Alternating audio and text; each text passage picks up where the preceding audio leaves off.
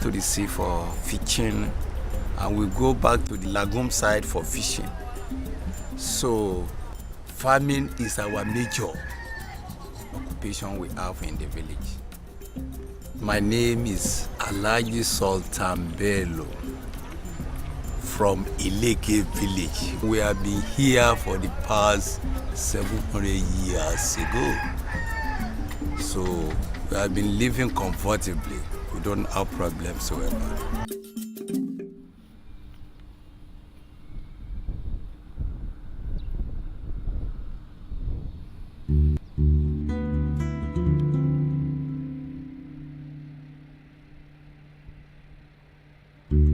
State government says that they want to remove everybody, all the towns within this coastal area, right from our next village down to Olomowe, where the operation is going to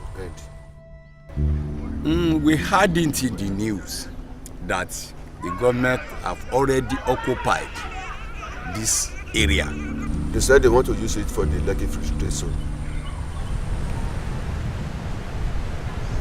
By the time the information comes, every one of us feels so sad. What is going to happen? This is an ancient town where our great-great-great-grandfathers has been buried.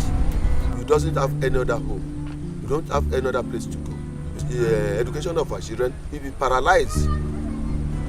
The farming, the businesses will be paralyzed. We ran go to SERAC straight. That this is what we saw, this is what we had. So SERAC told us that we should hold on a bit and let him intervene. The Lekki Free Trade Zone is a multi-billion-dollar project that was conceived by the Lagos State government and Chinese consortium. Sometime in July 2006, the governor then informed them that he was planning to take over their lands, and he had exercised his power under the Land Use Act to compulsorily acquire land for overriding public interest. At that stage, there was no discussion about payment of compensation, relocation, resettlement, or even involving the people. Usually, such projects have really been a prelude to forced eviction of local communities, dispossession of the lands of the poor, and transferring them to the rich.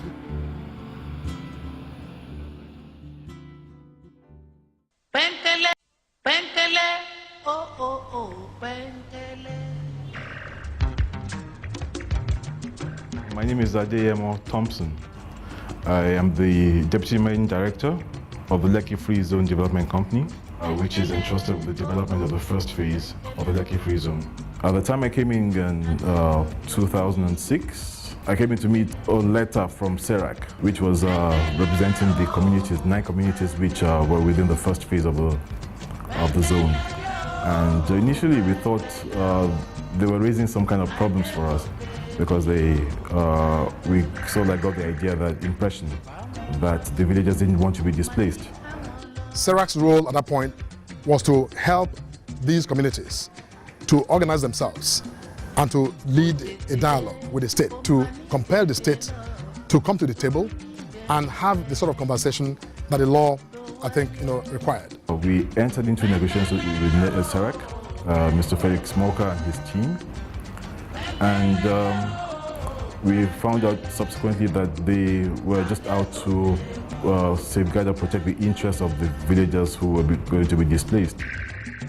After a series of meetings, negotiations, high-level negotiations with state officials, with Chinese government officials, with communities at various places and at various times, SERAC was able to work together with the communities to negotiate the terms of the landmark memorandum of understanding. For the most part, the villages were left as they were. It was agreed that the free trade zone would be developed around the villages, so that ultimately some of the value of these investments would transfer to the villages and to generations yet unborn. Amongst the agreement that was reached was that the Lekki Worldwide Investment Limited would grant about 2.5% of the entire share capital of this business in favor of these villages. I think that was very fascinating. It was also intriguing at the same time, because on the part of the policymakers, many of them never believed that decision making would get to that level, whereby very rural people were like considered as peasants, that they would really matter. They were very clear. For instance, before the negotiations started, the people were resolved, spoke with one voice. AFL, that we do not want the project. AFL in Yoruba means we don't want. That was the message. In fact, the biggest town hall meeting we had with the government and the company, thousands of villagers lined up outside of the hall where this meeting was holding, one after the other, took the microphone and said just those words. AFL were very resolute in their rejection of this project. So SERAC, he has done a very good job, a great job for us. So that is why we can never forget him in life. I personally, until I die.